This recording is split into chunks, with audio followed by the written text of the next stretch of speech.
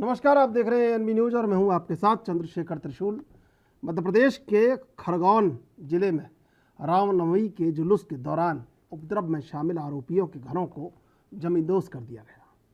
अब इस मामले को लेकर राजनीतिक टिप्पणियों की शुरुआत भी हो गई है। AIMIM प्रमुख असदुद्दीन ओवैसी ने घटना की निंदा करते हुए आरोपियों पर हुई कार्रवाई को लेकर CM शिवराज सिंह चौहान पर निशाना साधा है। उन्होंने कहा कि शिवराज सिंह चौहान को भूलना नहीं चाहिए कि वो एक संवैधानिक पद पर बैठे हैं। प्रदेश की जनता के जानमाल की रक्षा करना उनकी जिम्मेदारी है। सत्ता के नशे में चूर होकर वे गरीबों के आशियाने उजाड़ रहे हैं। मध्य प्रदेश में कानून पर भीड़ तंत्र हावी है। उन्होंने कहा कि शिवराज सिंह की मस्जिदों को नापाक करने और बुजुर्गों पर हमले करने की विचारधारा सही नहीं है। वे न भूलें कि आज उनकी सरकार है, कल नहीं रहेगी। वहीं गृह मंत्री नरोत्तम मिश्रा ने ओवैसी के इस बयान पर प्रतिक्रिया दी है। उन्होंने कहा कि पत्थरबाजी का विरोध किसी ने नहीं किया, लेकिन आरोपियों पर कार्रवाई होने के बाद उनका पक्ष लेने के लिए बयान दिए जा रहे हैं। उधर घटना को लेकर कांग्रेस नेताओं के भी बयान आने जारी हैं। प्रदेश के पूर्व CM और राज्यसभा सांसद दिग्विजय सिंह ने आरोपियों के घर जमींदोज करने को लेकर CM से सवाल किए हैं। सोशल मीडिया में पोस्ट कर वरिष्ठ कांग्रेसी नेता ने लिखा कि क्या खरगोन प्रशासन ने लाठी तलवार जैसे हथियारों को जुलूस निकालने की इजाज़त दी थी? क्या जिन्होंने पत्थर फेंके, चाहे जिस धर्म के हों, सभी के घर पर बुलडोजर चलेगा? शिवराज जी, मत भूलिए, आपने निष्पक्ष होकर सरकार चलाने की शपथ ली है। भारतीय संविधान में हर नागरिक को अपने धर्म का पालन करने का अधिकार है। धर्म देखकर शिवराज जी कार्रवाई करना असंवैधानिक है। मैं मूल रूप से बिना नोटिस, बिना किसी को सुने कार्रवाई के खिलाफ हूं। क्या भारत के किसी कानून या नियम में इस बुलडोजर संस्कृति का प्रावधान है?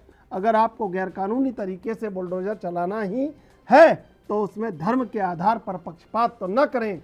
उधर मध्य प्रदेश के पूर्व CM दिग्विजय सिंह के ट्वीट पर मुख्यमंत्री शिवराज सिंह चौहान ने प्रतिक्रिया दी है। उन्होंने दिग्विजय सिंह के ट्वीट में गलत फोटो पर नाराजगी जताई है।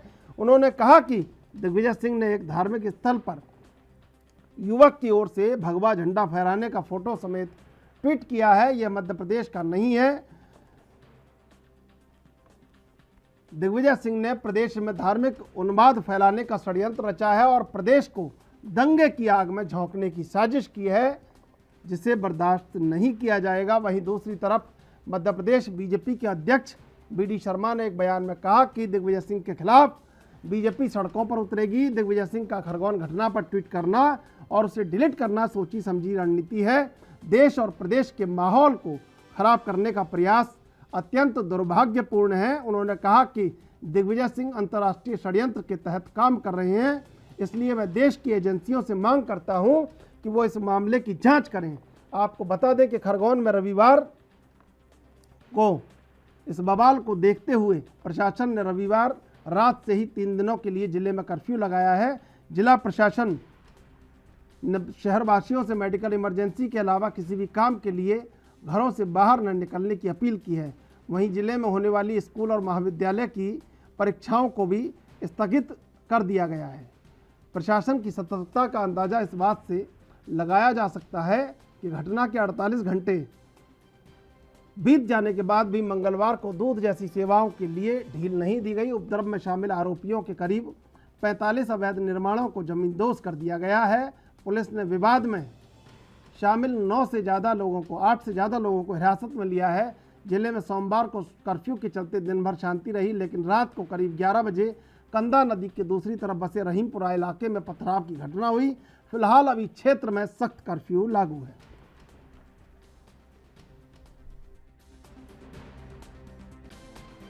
कौन से कानून के तहत आप बुलडोजर चला रहे हैं बताइए? इलीगल कब्जा था। इलीगल कब्जा था तो आप नोटिस क्यों नहीं देते? क्या इलीगल कब्जा सिर्फ मुसलमानों का है, दूसरे लोगों का इलीगल कब्जा नहीं है? बड़े बड़े जो बिल्डिंग खड़ी हुई हैं, चाहे किसी भी हो, उसका नहीं है। अगर आप इलीगल है तो आप नोटिस दो उनको या रेगुलाइज करो उनको। एक गरीब का टीन का शेड तोड़कर आपको कौन सी खुशी मिल रही है? ये तो सैडिस्टिक प्लेजर ले रहे हैं आप इन चीज़ों को कर आप। मॉब रूल कर रहे हैं आप। पत्थर फेंकने पे ऐतराज किसी ने नहीं जताया, ना दिग्विजय सिंह जी ने, ना ओबीसी जी ने। अब पत्थर फेंकने वालों पे कार्रवाई, विजुअल फुटेज देखे ना। दंगाइयों के खिलाफ कड़ी कार्रवाई जारी है। आज सवेरे मध्य प्रदेश के पूर्व मुख्यमंत्री श्री दिग्विजय सिंह ने जो ट्वीट किया धार्मिक स्थल पर झंडा फहराने का, वो फोटो मध्य प्रदेश का नहीं है। श्री दिग्विजय सिंह ने मध्य प्रदेश में धार्मिक उन्माद फैलाने का षड्यंत्र रचा है। प्रदेश को दंगों की आग में झोंकने की साजिश की है और मेरे प्रदेश में दंगा फैलाने की कोई साजिश करेगा तो वो कोई भी हो, मैं बर्दाश्त नहीं करूं। अगर आंख उठाने का प्रयास करते हैं, जो कानून हाथ में लेकर के किसी भी ऐसे लोग जो सामान्य लोग हैं किन्हीं के भी घर जला देंगे, ये अपराध मध्य प्रदेश के अंदर जो गुंडिज्म करने का प्रयास किया है, चाहे खरगोन हो चाहे प्रदेश का कोई भी हिस्सा हो, ऐसे लोग मध्य प्रदेश के अंदर नहीं बचेंगे। इनके खिलाफ कड़ी कार्रवाई तो होगी ही, और दिग्विजय सिंह जैसे लोग जो प्रवोक कर रहे हैं इनके खिलाफ भी कड़ी कार्रवाई सरकार करे। मैं आज इस बात की मांग करता हूं। और आज इस मुद्दे पर चर्चा करेंगे। 3 मेहमान इस समय हमारे साथ जुड़े हुए हैं। विमल सिंह, प्रवक्ता बीजेपी से, जयेश गुरनानी, प्रवक्ता कांग्रेस से, डॉक्टर इंदुकांत दीक्षित जी, राजनीतिक विश्लेषक, वरिष्ठ पत्रकार। आप तीनों का स्वागत है एनबी न्यूज पर। क्यों ऐसा हो नहीं सकता दोनों की बात चल जाए, इधर से आंधी चल जाए उधर से दिया जल जाए? जयेश गुरनानी जी, ऐसा नहीं हो सकता क्या?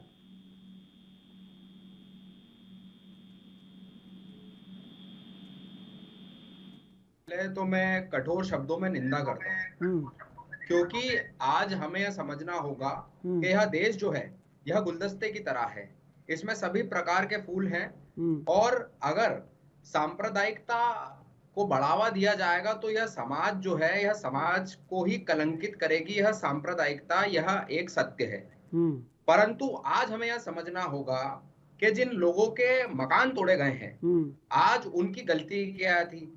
आरोप यह लगाया जा रहा है कि उन्होंने पत्थर फेंके।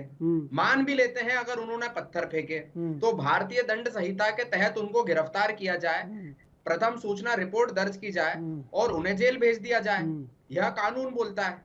परंतु आज उनका मकान तोड़ा जा रहा है, मकान तोड़ा जा रहा है यह बताकर कि वह अवैध निर्माण है। तो मैं पूछना चाहूंगा कि क्या यह प्रशासन, यह शासन अंधा था? क्या उन्हें इससे पहले यह दिखा नहीं कि वहां पर कोई अवैध निर्माण बना हुआ है? और इस प्रकार की पिक एंड चूज की कार्रवाई जब शासन करता है तो बड़ा दुख होता है, क्योंकि जब न्याय के रक्षक ही न्याय के भक्षक बन जाते हैं तो समाज को एकत्रित करना और समाज को सुचारू रूप से चलाना बड़ा मुश्किल हो जाता है। और आज हम देख रहे हैं कि जो कार्यपालिका है वह किस प्रकार से पिक एंड चूज करके कार्रवाई कर रही है। आज अगर आपको अवैध निर्माण पर कार्रवाई करनी है तो आप क्यों नहीं पूरे शहर के अवैध निर्माणों पर कार्रवाई करते हैं एक साथ में? क्यों जब इस प्रकार की हरकतें होती है तब एकाएक आपको याद आता है कि किसी का मकान जो है वो अवैध है? आपसे तो पूछा ही जाएगा, आज आपसे ही पूछा जाएगा। विमल सिंह जी, आ रहा हूँ मैं आपके पास। ठीक है जयेश जी। विमल सिंह जी, ये बताइए जरा कि ये देश, ये जैसा जयेश गुरनानी कह रहे हैं गुलदस्ते की तरह है, आपने सारे रंगों के फूल निकाल के फेंक दिए हैं उसमें से, और आप ये चाहते हैं कि उसमें सिर्फ भगवा कलर के फूल खिले। क्या ये ठीक बात है? सबसे पहले तो मैं ये महाशय जो बैठे हैं मुझे ऐसा लगता है कि एक वकील है और वकील है तो वकील को जो है लाख तक सारी रहनी चाहिए। मैं कहना चाहता हूँ कार्रवाई जो है मध्य प्रदेश सरकार द्वारा की गई है वो देखते हुए उससे कहा देखते हुए कार्रवाई की गई है। मैं कहना चाहता हूँ प्रिवेंशन जो है मध्य प्रदेश गवर्नमेंट ने जो है अपने उसमें पास किया था, विधानसभा पास किया था। रुक जाइए भाई साहब रुक जाइए, भाई साहब रुक जाइए। सुन लीजिए जय जी, सुन लीजिए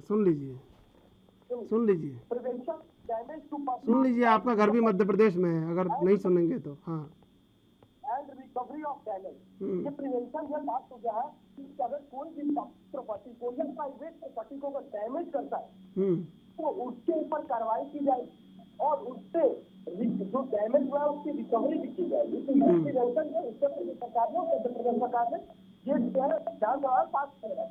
मैं कहना चाहता हूँ ये क्यों होता है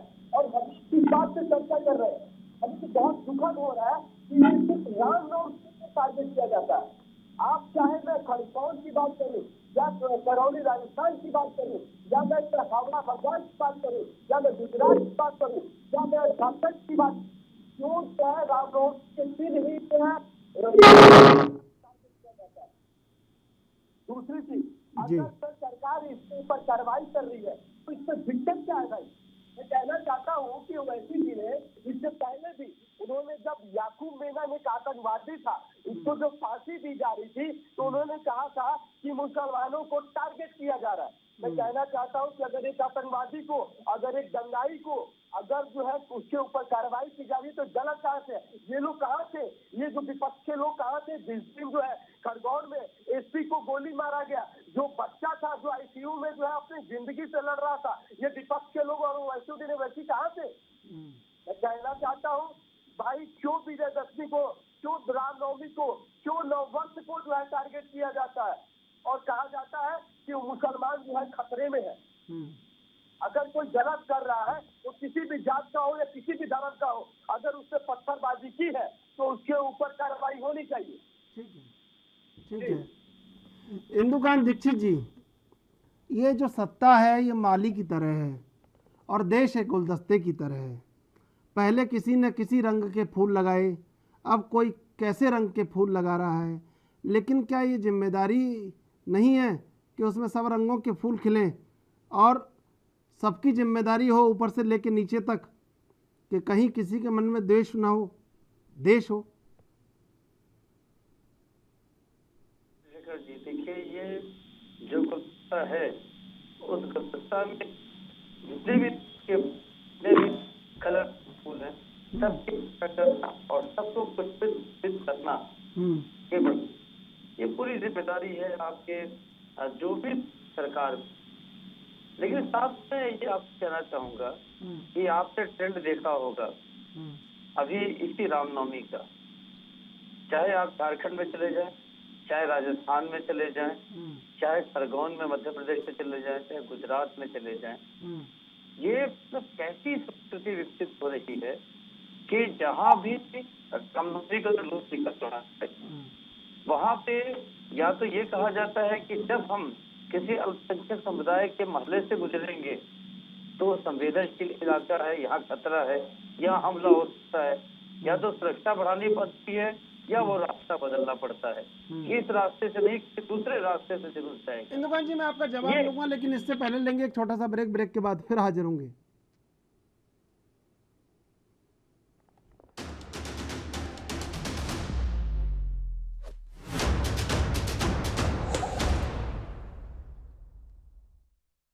सीधे चलेंगे मेहमानों के पास। इंदुकांत दीक्षित जी, आपसे मैं जवाब ले रहा था और जवाब ये बहुत ज़रूरी है कि इस समय देश में लोगों के मन में देश रहना चाहिए, द्वेष ज़्यादा हो रहा है। ठीक कह रहे हैं चंद्रशेखर जी। देखिए, द्वेष हमारे यहाँ कहा जाता है ना कि ताली दोनों हाथों से बजती है। समाज में दोनों हाथों से गुलदस्ता सजाने का प्रयास होना चाहिए, न कि दोनों हाथों से ताली बजाने की कोशिश होनी चाहिए। और ताली होनी चाहिए तो खुशी की होनी चाहिए, लड़ाई की या संघर्ष की नहीं होनी चाहिए। लेकिन मैं जो चर्चा कर रहा था प्रसंग की, देखिए अपने देश में आजादी के 75 साल बाद, जबकि देखिए ये हमेशा याद रखना चाहिए कि देश का बंटवारा हिंदू और मुसलमान के नाम पे हुआ था। ये इतिहास का हिस्सा, इतिहास इससे पढ़ा जाता है कि उससे आदमी सबक लेता है।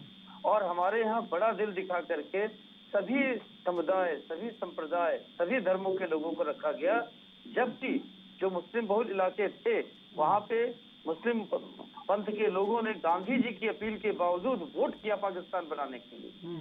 ऐसे में जब भारत में सहिष्णुता के साथ, एक सर्वधर्म संभाव के साथ और सभी संप्रदायों के साथ एक गुलदस्ता बनाया गया, तो यहाँ पे सभी संप्रदायों का, और खास तौर से मैं आपसे कहना चाहता हूँ कि इतिहास को देखते हुए मुस्लिम समुदाय का ये विशेष दायित्व था कि ये गुलदस्ता कितना संभाल कर और कितनी अच्छे से रखा जाए। लेकिन कुछ ऐसी राजनीति और कुछ ऐसी नीतियां इस देश में हुई आजादी के बाद कि धीरे धीरे करके ऐसी स्थिति बनाती गई कि जब भी कोई हिंदू पर्व आता है, कोई सनातन धर्म का पर्व आता है, तो उन लोगों को बताया जाता है, जैसे अभी का उदाहरण ले लें आप, कि ये अल्पसंख्यकों का इलाका है, यहाँ से आप अपना रामनवमी का जुलूस मत ले जाइए। यहाँ पे अगर आप जाएंगे तो आपको अपने ध्वज नीचे कर लेने हैं, आपको भगवान राम का जय घोष नहीं करना है, या यहाँ पे अधिक सुरक्षा की जरूरत पड़ेगी क्योंकि संवेदनशील इलाका है। ये कैसा देश हमारा? यहाँ तो अगर एक संप्रदाय के इलाके से दूसरे संप्रदाय के लोग जा रहे हैं और शांतिपूर्वक जा रहे हैं तो वहाँ पुष्प वर्षा की परंपरा रही।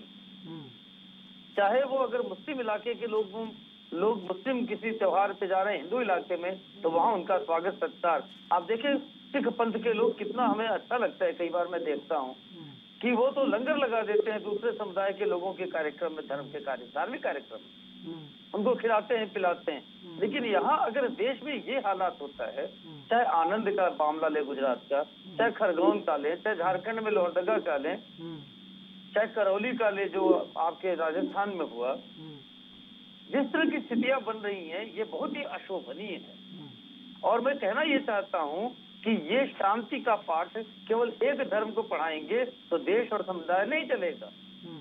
सभी लोगों को मिलकर गुलदस्ते को सुधारना होगा और संभालना होगा। अब आते हैं इस बात पे, और ये बात हटनी चाहिए समाज में कि यहाँ अल्पसंख्यक समुदाय का है या सीधे तौर पे कहें तो ये मुस्लिम समुदाय का इलाका है, यहाँ से हिंदुओं का जुलूस नहीं जाएगा, ये हिंदुओं का इलाका है, यहाँ से मुस्लिमों का नहीं जाएगा, फिर देश कहाँ बचा? केवल किताबों में अगर हम ये कहेंगे कि गंगा जमुना जमनी तहजीब का देश है और हकीकत में जब काम करेंगे तो कहेंगे यहाँ गंगा बहती है, यहाँ जमुना बहती है, दोनों के बीच में इतना लंबा पाठ है, दोनों का पानी धाराएं कहीं मिल न जाए, तो फिर ये किताबों की बात और केवल शेरो शायरी की बात से देश और समाज नहीं चलता है। देश और समाज चलाने के लिए गंगा जमनी तहजीब और गुलदस्ता बनाने की जिम्मेदारी सबकी है। अब जैसे डॉक्टर मनमोहन सिंह जी ने कह दिया था, चाहे वो जिस भी सत्र में कहा हो कि पहला हक यहाँ पे हमारे अल्पसंख्यक भाइयों का है देश के संसाधनों पर। ये उन्होंने किस भाव से कहा, उन्होंने कभी साफ से नहीं कहा किया, लेकिन ये मुद्दा अपने आप में मुद्दा है कि आप देखिए कि आजादी हुई हिंदू मुसलमान के नाम, देश का बंटवारा हुआ और उसके बाद जो हिस्सा आया इस तरफ, उसमें भी फिर से एक ऐसी सरकार आती है कहती कि यहाँ पे मुस्लिम लोगों का है। तो देखिए आप एक पक्ष को जानबूझकर नाराज भी करते हैं, कहीं न कहीं उसे आप परेशान भी करते हैं कि आने वाले समय में यहाँ भी हमारा कोई हक होगा कि नहीं होगा। ठीक है कि चूंकि वो मेजोरिटी है तो उनका हक अभी लोकतंत्र में कोई नहीं छीन सकता है, लेकिन इतिहास ये गवाह इस बात का गवाह है कि अगर आपने सहिष्णुता दोनों तरफ पैदा की, हर धर्म में, हर संप्रदाय में, हर समुदाय में, जिससे सब मिलकर प्रयास करें कि देश एक गुलदस्ते की तरह सजा रहे, महकता रहे और उसकी सुषमा बिखरती रहे समाज में, तब तो ठीक है। लेकिन आपने कहा कि नहीं हिंदू समाज को दबा करके मुस्लिम समाज के लिए ये करवाएंगे, ऐसे नहीं देख सकता है। सुप्रीम कोर्ट कई ऐसे आदेश चंद्रशेखर जी जो आज तक ये कह करके नहीं लागू किए गए मुस्लिम इलाकों में कि यहाँ पे सौहार्द बिगड़ जाएगा, जैसे बनारस में एक दोषीपुरा का मामला है, सर्वोच्च न्यायालय का आदेश नहीं लागू किया गया। ये ऐसी कौन सी शांति व्यवस्था है जहाँ सर्वोच्च न्यायालय का आदेश नहीं लागू होता है? तो ये ऐसी शांति व्यवस्था स्थायी नहीं होती कभी, जहाँ पे एक धर्म बाकी लोगों को कहे कि आप सावधान रहें। एसपी को गोली मार दी जाए। बनारस में 2007 से 2010 मेरी पोस्टिंग थी, एक घटना की जांच करने एसपी गए, मदनपुरा इलाका है वहां पे गदोलिया के पास, वहां एसपी की गाड़ी को भीड़ ने घेर लिया और उसको मारकर उसको जलाने की कोशिश की। तो ये तो फिर वही असदुद्दीन ओवैसी का जो आपने सवाल उठाया, उनके भाई ने कहा था, ठीक कहा था, हमें 15 मिनट के लिए या एक से आजाद दे दीजिए, 15 करोड़ लोगों को बता देंगे कि कानून व्यवस्था किस चीज का नाम है। तो देखिए देश में सौहार्द और मिलजुल कर चलने की संस्कृति लोगों के रगों में आना चाहिए। किताबी और अक्षरों से ये बातें नहीं बनती हैं। और रामनवमी के जुलूस पे हर बार हमला होगा, फिर बदले में पता चला कि ताजिए पे हमला करें, तो देश कहाँ बचा? ये बहुत बड़ा यक्ष प्रश्न है चंद्रशेखर जी। देश को बचाने के लिए दोनों तरफ से सौहार्द की बात है। और मैं एक उदाहरण तो आपको, बातें बहुत सारी हैं लेकिन कहते हैं ना कि बात निकलेगी तो दूर तक जाएगी। देखिए देश में मुगलों का शासन आया, उस शासन के दौरान हिंदुओं को या सनातन धर्म के लोगों की तौहीन करने के लिए, उन्हें उत्पीड़ित करने के लिए उनके बड़े बड़े जो धार्मिक स्थल थे उनको ध्वस्त किया कई शासकों ने, खासतौर से औरंगजेब ने, और उन पे उन्हीं के पत्थरों से उनके शिवलिंगों पे को रोकते हुए, उनके मंदिरों को रोकते हुए उस पे उन्होंने बना दी अपनी मस्जिदें, कब्रगाह। अब जब देश आजाद हुआ तो सोमनाथ की तरह ऐसे जितने भी धार्मिक स्थल जिसके थे उसको रिसरेक्ट करना जिम्मेदारी थी पहली सरकार की। ये धर्म के लोगों को बैठाकर आजादी के बाद ये बात की जाती है राष्ट्रीय स्तर पे कि देखिए ये इनकी अस्मिता से जुड़ा हो, ये भगवान राम का जन्म स्थल है, जहाँ प्रमाण है इस बात के कि यहाँ पे मंदिर था तोड़ करके मस्जिद बनाई गई। और उससे बड़ा प्रमाण आप देखिए मथुरा में, काशी में, जहाँ पे स्पष्ट दिखता है कि ये मंदिर के स्तंभ है। तो कई लोगों ने अपील की जो बड़े अच्छे, मतलब जो वास्तव में गंगा जमुनी तहजीब में विश्वास रखते हैं, और मुस्लिम पंथ के लोगों से कहा कि देखिए ये दिख रहा है, स्वयं सिद्ध प्रमाण है, और आप आगे आइए और ये दे दीजिए हिंदू धर्म के लोगों को बुला करके बड़ा दिल करके, इससे गंगा जमुनी तहजीब जो है मजबूत होगी। लेकिन क्या हुआ ऐसा? जो कट्टरपंथी लोग, अभी मैं जानता हूँ कि मुस्लिम समुदाय में बहुत सारे लोग थे, उन्होंने कहा ये पहल की कि नहीं दे देना चाहिए, जहाँ दिख रहा है, जैसे काशी में। जी मैं आता हूँ बस। जयेश गुरनानी जी, जो सवाल इंदुकान दीक्षित ने उठाए हैं, इंदुकान दीक्षित जी ने जो सवाल पूछे हैं, क्यों ऐसा किया जा रहा है? हर एक राजनीतिक दल की जिम्मेदारी है, और कहीं ना कहीं जहाँ फूल बरसने चाहिए वहाँ पत्थर बरस रहे हैं। तो प्रतिक्रिया स्वरूप जो हो रहा है सामने वो बिल्कुल भी अच्छा नहीं है, शर्मनाक है। तो ऐसा हो क्यों रहा है? आपने भी लंबे समय शासन किया है, जिम्मेदारी किसकी है?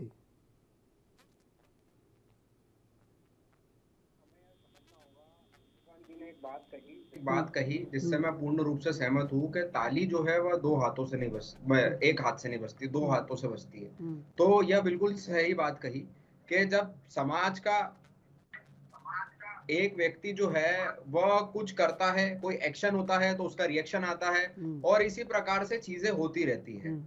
जब अगर बात रामनवमी की करें तो मैं बताना चाहूंगा कि पूरे भारत में किस प्रकार से कई जगहों पर दंगे हुए। जैसे गुजरात की अगर बात करें तो हिम्मतनगर में दंगा हुआ, मध्य प्रदेश के खरगोन में हुआ, कर्नाटक के रेचिचूर में हुआ, बिहार के मुजफ्फरपुर में हुआ, उत्तर प्रदेश के सीतापुर में हुआ, सवाल आपसे सुनिए जयेश जी, जयेश जी, बात सबसे बड़ा सवाल, जयेश जी, सबसे बड़ा सवाल ये है कि पत्थर क्यों बरसे, फूल क्यों नहीं बरसे? मैं आपसे जवाब लूंगा, लेकिन इससे पहले लेंगे एक छोटा सा ब्रेक। ब्रेक के बाद फिर हाजिर होंगे। जहां पर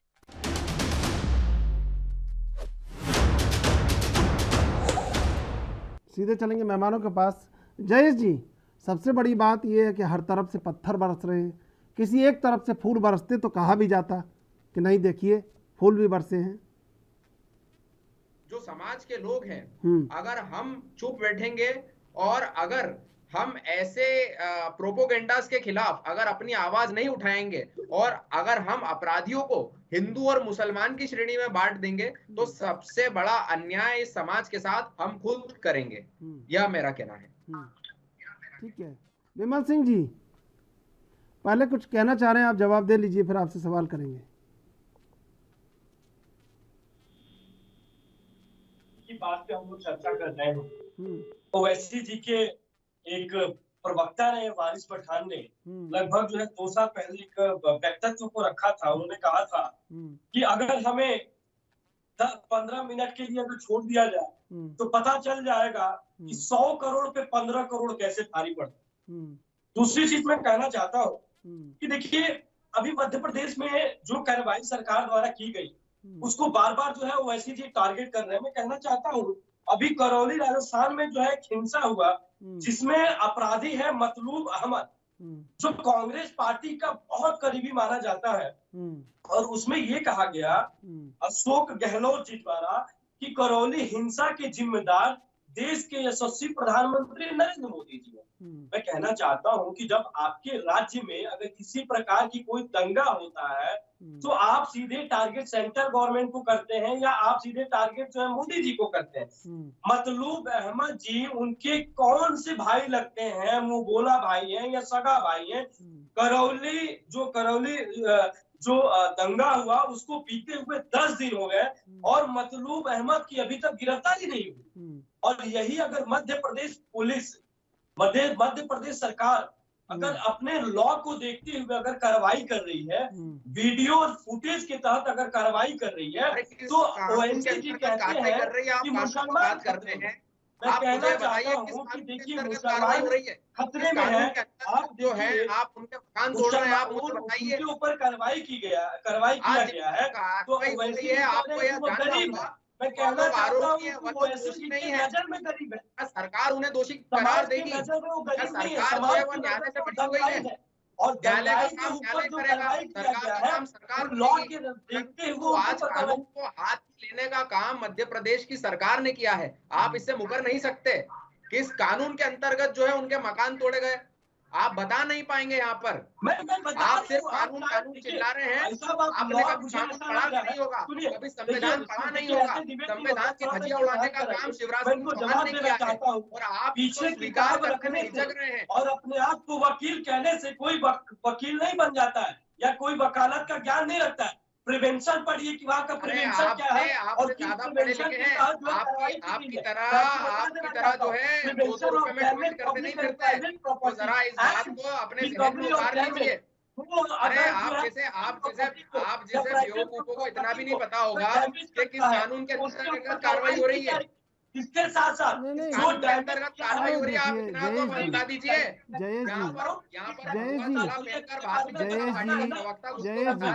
सुन लीजिए, इतनी तो अक्ल है नहीं आप में कि बता पाए किस कानून के अंतर्गत कार्रवाई हो पा रही है। अरे ये मुख्यमंत्री ने आदेश दिया है, दोनों से छोड़ दिया नहीं होगी और आप यहाँ पर बड़ी बड़ी बातें कर रहे हैं कि समाज को इस टारगेट करना चाहिए। सरकार हिंदू भाई चंदन क्यों मारे जाते हैं रामनवमी के दिन या शोभा यात्रा के दिन जो है हमारे हिंदुओं के ऊपर जो है क्यों पत्थरबाजी की जाती है? और ये एक जगह नहीं है, ये हर प्रदेश के अंदर हो रहा है और इसके ऊपर कार्रवाई की जानी चाहिए। आप देखिए कानून के अंतर्गत कार्रवाई की जाएगी। आप कानून के अंतर्गत कार्रवाई करेंगे ना कि अपनी मनमर्जी के अनुसार कार्रवाई करेंगे। ठीक है विमल जी, मैं आऊंगा आपके पास। कि देखिए वहाँ पे हमारे मंदिरों के आगे, हमारे मंदिरों के आगे बहुत सारे ऐसे फुटेज नहीं है तो मैं आपको दिखा सकता हूँ। हमारे मंदिरों के आगे जो है ईद और बकरीद के दिन जो है नमाज पढ़े जाते हैं, लेकिन किसी प्रकार का कोई दंगा जो है हिंदुओं द्वारा नहीं किया जाता है। नहीं ठीक है, सुनिए विमल जी सुनिए, विमल जी आप सुनेंगे नहीं तो कैसे चलेगा। बंगाल हावड़ा की बात करना चाहता हूँ। हावड़ा में पुलिस प्रशासन ने रूट डाइवर्ट कर दिया और ये कहकर रूट डाइवर्ट किया क्योंकि वहाँ पे एक समुदाय के लोग रहते हैं, वहाँ पे दंगा होने का खतरा है तो इसीलिए रूट डाइवर्ट किया जाता है। मैं कहना चाहता हूँ कि यहाँ पे हमारे हर जगह पे जो है बकरीद के दिन और इनका कौन सा रैली निकलती है मुझे ध्यान नहीं है कि लोग क्या निकालते हैं डीजे और गाने के साथ और अजान कहते हैं।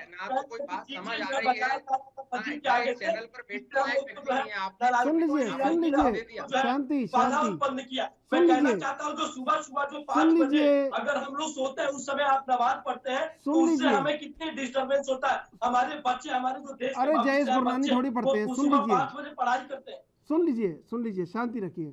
जयेश गुरनानी जी, मेरा एक सवाल आपसे है कि ठीक है बुलडोजर संस्कृति बीजेपी चला रही है, लेकिन आपने कोई कानून कहीं अदालत में ये याचिका दाखिल की कि आखिर क्यों 24 घंटे में न्याय किया जा रहा है? आप कहीं सड़कों पे उतरे, आपने कहीं इस बात का विरोध किया? महज बयान दे के ट्वीट पे 4 लाइनें लिख के फ्री हो गए और आप सोचते हैं कि आप किसी के हक और किसी के हिफाजत में बोल रहे हैं, आप देश के लिए संघर्ष कर रहे हैं, आप देश की सांप्रदायिक एकजुटता के लिए संघर्ष कर रहे हैं, ये कहीं नजर आया?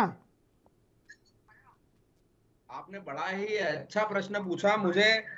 मैं आपकी तारीफ करूंगा त्रिशूल जी, सबसे पहले वो सटीक प्रश्न पूछा आपने और सही समय पर पूछा है, क्योंकि मैं ही वो व्यक्ति हूँ जो अभी याचिका लगाने वाला हूँ इस पूरे मामले में। महाराज कब लगाएंगे? उनके तो घर टूट गए, आप कब लगाएंगे याचिका? क्योंकि अरे उनकी कंपनसेशन की याचिका लगेगी क्योंकि आज उनको बिना शो कॉज नोटिस दिए, बिना ऑर्डर पास करे घर तोड़ दिया है।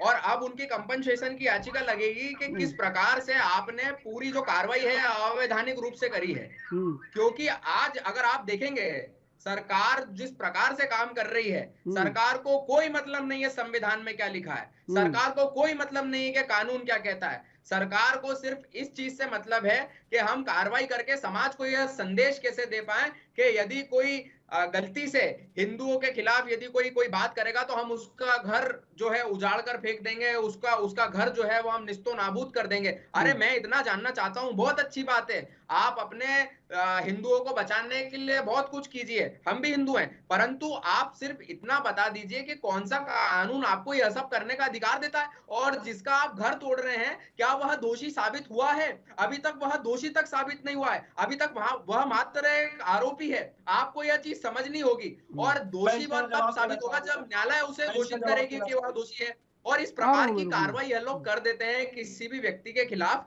मैं यह पूछना चाहता हूं कि क्या इनका शासन, इनका प्रशासन, इनके अधिकारी अंधे रहते हैं क्या? जब वह अवैध निर्माण बन रहा रहता है तब क्यों नहीं उसे रुकवाते हैं? एकाएक इन्हें याद आता है कि अवैध निर्माण बन गया है और उसे जाकर के ये लोग तोड़ देते हैं। मुझे समझ नहीं आता कि किस प्रकार का यह शासन, और ये तो तालिबानी सरकार है, या तो तालिबानी रूप से काम करने वाली सरकार है, कोई कानून से मतलब नहीं है। उस टॉपिक पे डिबेट कर रहे हैं जहां पे हमारे एसपी को गोली सरेआम मार दी जाती है, वहां पे जो है बम मारा जाता है, बम गोली मारता है, बम मारता है, वो अपराधी है। आप भारतीय दंड संहिता के तहत उसको जेल भेजो, आप उसको जेल भेजो, आप किस कानून के तहत तोड़ रहे हैं बता दो।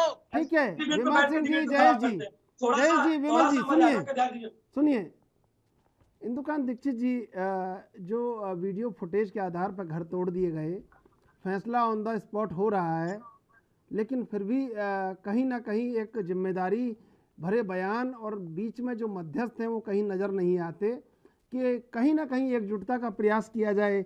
अगर कोई पत्थर उछालता है तो दूसरा ईंट उछाल देता है, तो ऐसे थोड़ी चलेगा। ठीक है चंद्रशेखर जी और विमल जी को ये बात समझनी पड़ेगी कि एसपी को किसी ने गोली मारा तो किसी ने हमको हक नहीं दिया है कि एसपी को, जिसको हमें लगा कि गोली मारा उसको मैं गोली मार दूं। विमल जी, यहाँ कानून का शासन है। देखिए जो बात कह रहे हैं गुरनानी जी, जयेश जी, वो आपको मानना पड़ेगा। देखिए देश कानून का रूल ऑफ लॉ है यहाँ पे, तो यहाँ पे आप सरकार हैं, आपको ये पता चल गया, आप इतना वेट करिए कि हाँ जी इसने गोली मारा, मैक्सिमम जगहों पर सीसीटीवी लगा के रखिए, और जहाँ पे आपको आशंका है कि यहाँ जुलूस जा रहा है वहां तो पूरी रिकॉर्डिंग करवाइए। आपकी सरकार है ज्यादातर हिस्सों में देश में, अगर आपने सीसीटीवी फुटेज रखा है और उसमें पता चल गया कि इन लोगों ने पत्थरबाजी की, इन्होंने गोली चलाया, इन्होंने बम चलाया, उनको इमीडिएट अरेस्ट करके कोर्ट में पेश करिए। देखिए सजा का अधिकार आपको नहीं, हाँ मैं इसका पक्षधर हूँ, जैसे उत्तर प्रदेश की सरकार ने किया था आपके सीए और एनआरसी के समय में, कि जिन लोगों ने पब्लिक प्रॉपर्टी को नुकसान पहुंचाया उसकी उनसे वसूली की जाए, लेकिन इस वसूली के लिए आप कानून लाएंगे, सीधा थोड़े नोटिस चस्पा कर देंगे। आप कानून लेकर के आए कि जो भी किसी भी आंदोलन के समय में पब्लिक प्रॉपर्टी, जो कि सबसे अधिक निशाना हमारे देश में, सड़क हमारा नहीं है, सड़क का उपयोग सबसे अधिक करेंगे, सड़क पब्लिक का, हम पब्लिक नहीं, हमारा घर सेफ, बस हमारी नहीं है, हमारी कार सेफ है, लेकिन बस ट्रेन का रास्ता जो रोके, उसको जो नुकसान पहुंचा है, उसमें जो आगजनी करे, उससे डबल ट्रिपल जुर्माना वसूलिए, कल से बंद हो जाए। लेकिन आप कानून लेके आइए, इम्प्लीमेंट कराइए। दूसरा तो एक चीज कहना चाहूंगा, देखिए इस देश में कानून व्यवस्था खराब है, जुडिशियल सिस्टम बिल्कुल खत्म हो चुका है। अगर हमारे यहाँ कहा जाता है कि का वर्षा जब कृषि सुखानी, कुछ जजमेंट्स आते हैं जिनको देख के लोग उम्मीद में रहते हैं कि जुडिशरी है तो लोकतंत्र चल रहा है, लेकिन ऐसे जस्टिस का क्या फायदा जिसमें केस लड़ता है पिता और पोते को जजमेंट मिलता है। ये जस्टिस डिनाइड जयेश, आप उस प्रोफेशन में हैं, मैं ये मानता हूँ व्यक्तिगत तौर पर चंद्रशेखर कि अगर इस देश में न्याय टाइम बाउंड ढंग से होने लगे तो कोई भी किसी की न तो हिम्मत होगी, और ज्यादातर लोग इतने अच्छे हैं जो कोई भी कानून अपने हाथ में नहीं लेगा। लेकिन आज होता क्या है, अगर किसी को मरवाना हमारी व्यक्तिगत दुश्मनी हो, मैं ऑन रिकॉर्ड बोल रहा हूँ जयेश जी, तो लोग को दंगे का या भीड़ का रूप देकर के मरवा देते अपने दुश्मनी के लोगों। क्यों? क्योंकि दंगे और भीड़ का मामला होगा तो आज नहीं कल संदेह का लाभ देकर सारे लोग जाएंगे। जबकि होना यह चाहिए कि दंगा और भीड़ के नाम पे मारे जाने वाले मामलों में और ज्यादा सख्त कार्रवाई करिए, तो ऐसा नहीं होगा। और इसी का एक परिणाम हुआ कि धीरे धीरे लिंचिंग की घटनाएं बढ़ी इस देश में। क्यों? 100 लोग 50 लोग मिलकर के अपनी दुश्मनी के साथ लेंगे मारेंगे तो किसी को भी हैंग नहीं किया जाएगा, जबकि 1-2 लोग मिलकर मारेंगे तो फांसी की सजा हो जाएगी। तो ये टेंडेंसी कि हम स्कॉट फ्री हो जाएंगे, कोई भी अपराध करेंगे निकल जाएंगे, ये बंद होना चाहिए और न्याय टाइम बाउंड ढंग से जल्दी होना चाहिए। खासतौर से दंगे फसाद धार्मिक मामलों में 6 महीने के अंदर आप अगर कर दीजिए कार्रवाई, 6 महीने के अंदर अगर जेल फांसी करवा दीजिए, उसके बाद आप देखेंगे ये प्रवृत्ति रुक जाएगी। क्यों यूएपीए और बाकी सब चीजें आई तो आतंकवाद और इन चीजों पर रोक लगने लगी। लेकिन हमारे देश में क्या होता, चाहे वो SC/ST का कानून हो, चाहे दहेज का कानून हो, चाहे यूएपीए हो, जितना उसका उपयोग होता है ज्यादा उसका दुरुपयोग होने लगता है, इसलिए वो डाइल्यूट हो जाता है, समाज में उसका महत्व घटने लगता है। एक अंतिम बात कहूंगा, जो बात रह गई थी, देखिए मैं जो चर्चा कर रहा था, जयेश जी विमल जी, मैं दोनों का इसका जवाब चाहूंगा, प्रतिक्रिया चाहूंगा। इसी देश में कश्मीर में जयेश जी 4 लाख कश्मीर, जो अभी कश्मीर फाइल्स में है, 4 लाख कश्मीरी पंडितों को उनके घर से बेदखल कर दिया। क्या कोई कश्मीरी पंडित आतंकवाद के रास्ते पे गया? उसने हथियार उठाया? उसने किसी का मर्डर किया? उसने, उसके बच्चों ने कोई कार्रवाई की ऐसी? लेकिन एक बुरहान वानी जो प्रूवन आतंकवादी था, उस पर कार्रवाई हुई, पूरे कश्मीर को जला दिया कुछ लोगों ने मिल करके, और उसके खिलाफ भी एकजुट होकर देश की आवाज, देश के राजनीतिक दलों की आवाज नहीं आती। इससे क्या होता है, इस प्रवृत्ति को बढ़ावा मिलता है। इसी तरह से जब रामनवमी का जुलूस निकला, बिल्कुल, मैं इंदुकान जी आपको रोकना चाहूंगा और अभी ये लेंगे एक छोटा सा ब्रेक के बाद फिर हाजिर होंगे।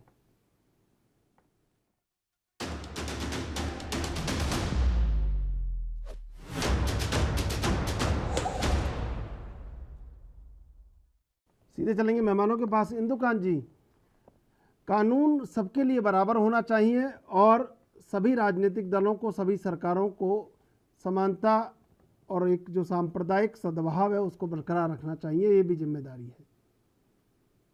मैं जो बात कह रहा था उसे मैं कंक्लूड करना चाहूंगा।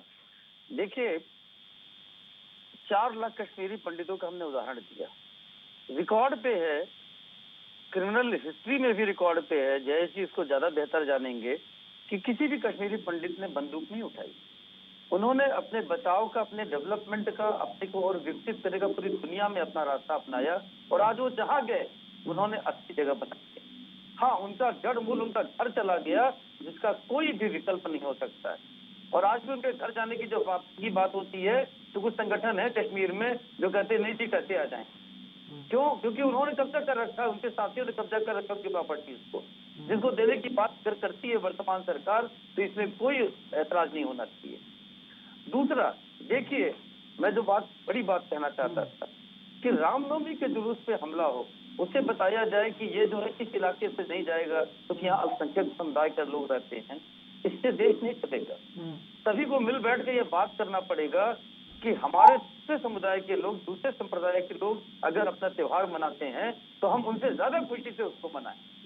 ऐसा कैसे हो सकता है कि हम अगर अपने त्योहार मनाते हैं तो हमें इस इलाके में नहीं जाना है, इस इलाके में जाना है, यहाँ मेरे ऊपर बम डाल दिया जाएगा, यहाँ मेरे ऊपर गोली चला दी जाएगी।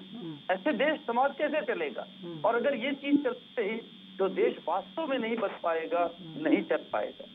मैं जो एक बात कह रहा था मंदिर की बात, आप छोटी सी बात सोचिए, कल्पना करिए कि जो अयोध्या का विवाद सुप्रीम कोर्ट ने पलटाया, अगर कुछ प्रबुद्ध लोग मुस्लिम समुदाय के आए होते, उन्होंने कहा होता आगे बढ़ करके, जो पहल कुछ लोगों ने किया था सारे समुदायों के, कि ये जी आपकी अगर इतनी आस्था है तो ये हमने दिया आपको, आप बनाइए मंदिर। आप सोचिए आज देश में वास्तव में जिस गुलदस्ते की आप बात कर रहे थे उसकी सुगंध कितनी बढ़ गई होती। और जो छोटे छोटे लोग, जो कांग्रेस आरोप भी लगाती है कि इस पर पॉलिटिक्स करती है बीजेपी के लोग, संघ के लोग, उनको ये मौका नहीं मिलता। क्या हम सबको मिलकर ये प्रयास नहीं करना चाहिए था कि ऐसी चीज, ऐसी पहल उस समुदाय के अच्छे लोगों से आए और वो इम्प्लीमेंट हो जाए? आज भी आप देखिए जो 2 मुद्दे उठाए थे भाजपा के लोगों ने, और सचमुच देखिए काशी विश्वनाथ, जिसके प्रमाण स्वयं प्रमाणित सामने दिखता है, या अगर कोई ऐसी पहल होती मुस्लिम समुदाय से कि भाई भारत के लोगों ने तो इतना बड़ा किया कि मुस्लिम हिंदू के डिवीजन के बाद हमको हिंदुओं से ज्यादा पावर दिया, ज्यादा अपनाया, अपना छोटा भाई समझ के गले लगाया, हम ये नहीं कर सकते हैं। अगर ये बात आए तो गंगा जमनी तहजीब का रियल मीनिंग इस देश में एकदम इसकी मतलब इसके इतने इसका रिजल्ट आएगा, इतना रिएक्शन रिस्पांस आएगा कि देश की पूरी तस्वीर बदल जाएगी। लेकिन आज क्या है कि आज सारे दल अपनी अपनी राजनीतिक रोटी सेकने के लिए इस प्रवृत्ति को बढ़ाने के बजाय इस चीज में लगे रहते हैं। एक दल खड़ा होकर कहता है ये अभी हियरिंग मत करो क्योंकि चुनाव आने वाला है, और एक दल की पॉलिटिक्स ये है कि हम इसको करवाएंगे तो हिंदू समाज खुश होगा। आज क्या हुआ, 2019 के चुनाव के बाद, जो इंटरनल 2014 के इलेक्शन के बाद एक इंटरनल कमेटी कांग्रेस से मालूम होगा जयेश जी को, उसने कहा देश में एक परसेप्शन क्रिएट हुआ है कि कांग्रेस मुसलमानों की पार्टी। आखिर ऐसा क्यों हुआ? और अगर ऐसा होता है तो आज मेजॉरिटेरियन की पॉलिटिक्स अगर बीजेपी कर रही है तो इसके दोषी भाजपा से ज्यादा आप हैं कि आपने ये मौका तो दिया। अगर आप सबके साथ समान व्यवहार करते और ये परसेप्शन नहीं क्रिएट होता तो कम से कम इस आधार पे आपको सत्ता से बाहर नहीं होना। तो इसलिए इस देश की खूबसूरती को बनाने के लिए जिम्मेदारी सभी समुदायों की है, और मैं व्यक्तिगत तौर पर मानता हूँ कि जो समुदाय को हमने गले लगाकर अपने घर में मेहमान बनाकर अपने से ज्यादा अधिकार देकर रखा, उनकी ज्यादा जिम्मेदारी। लेकिन आज हो गया है उल्टा। आज ये कहते हैं कुछ लोग खड़े होकर के कि हम 15 करोड़ भी 85 करोड़ पर भारी हैं और इससे कोई ऑब्जेक्शन नहीं आता है। आज आतंकवाद फैलाने की बात होती है, आज जिहाद की बात होती है। इस देश में जिससे आपको गले लगाया, सबको गले लगाया, एक खूबसूरत गुलदस्ता बनाया, उससे कैसा जिहाद? किसके साथ जिहाद? जिसने आपको अपने गले लगाया, अपने साथ बिठाया, धर्म के आधार पर देश का डिवीजन होने के बाद। इस चीज को रोकने के लिए जयेश जी और विमल जी, सारे लोगों को एकजुट करके देश के माहौल बनाना पड़ेगा कि आप समझे इतिहास से कि अगर आपने ऐसी बातें कही तो देश कहाँ होगा, केवल कागजों में, पुस्तकों में ऐसे नहीं चलेगा। ठीक है जयेश जी, ये बड़ा गंभीर सवाल है इंदुकांत जी ने किया है आपसे, और मैं जवाब भी आपसे चाहूँगा इसका। देखिए, मैं जो इंदुकांत जी ने जो बात कही है उसमें कई हद तक सच्चाई छुपी हुई है, क्योंकि उन्होंने निष्पक्ष रूप से अपनी बात रखी और बहुत सटीक बात रखी उन्होंने। और कश्मीरी पंडित की जैसे उन्होंने बात रखी कि कश्मीरी पंडितों ने कोई अपराध कभी नहीं किया, तो बिल्कुल सही बात है। उन्होंने इस प्रकार का कोई भी अपराध नहीं किया है। और मैं वापस से मेरी जो एक बात है मैं वही दोहराना चाहूंगा कि समाज को अगर एकजुट रहना है और सांप्रदायिक ताकतों से उनको दूरी करनी है तो किसी भी अपराधी को हिंदू या मुसलमान की श्रेणी में नहीं बांटना चाहिए। वह अपराधी है और सिर्फ अपराधी। तो मेरा तो यही मानना है। और दूसरी बात, जहां तक कश्मीरी पंडितों की बात इंदुकांत जी ने कही है, तो मैं एक बात उन्हें बताना चाहूंगा कि कश्मीरी पंडितों को वापस कश्मीर में रिहेबिलिटेट करने के लिए, वापस उनको जगह देने के लिए सबसे पहली पहल कांग्रेस ने ही करी।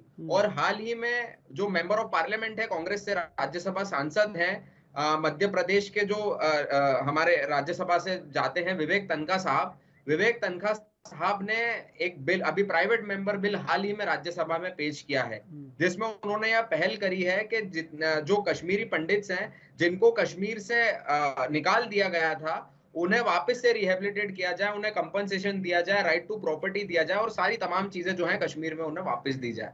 तो कांग्रेस ने तो हमेशा वंचितों के साथ खड़े होने का जो है प्रयास किया। आज हम देख रहे हैं खरगोन में वंचित और शोषित और पीड़ित कौन है, तो अगर वह मुसलमान हो, चाहे वह हिंदू हो, जो भी हो, हम उसके साथ खड़े होंगे। हम तो वंचितों के साथ खड़े होने वाले लोग हैं। अगर आज उसका किसी व्यक्ति का, वह तो इस देश का नागरिक है, यह तो मानना पड़ेगा। आज उसका घर अगर तोड़ दिया जाता है बिना कानून, बिना किसी कानून के और सारी तमाम चीजों का सब कुछ उल्लंघन करते हुए, कानून को अपने हाथ में लेते हुए, तो आखिर कोई किसी को तो उसके साथ खड़ा होना पड़ेगा। आज किसी का घर तोड़ना कितनी बड़ी कार्रवाई होती है, हमें समझना होगा। आज यह कोई छोटी मोटी चीज नहीं है। इंसान पाई पाई जोड़कर अपना घर बनाता है, और आज जो है एक बुलडोजर आता है और 5 मिनट में उसको साफ कर देता है पूरा। और आखिर आप समझिए कि ये सब हो तो कुछ कानून तो हो, कोई कानून ही नहीं है मध्य प्रदेश में। और किसी दोषी पर अगर आप कोई कार्रवाई करें तो समझ में भी आता है।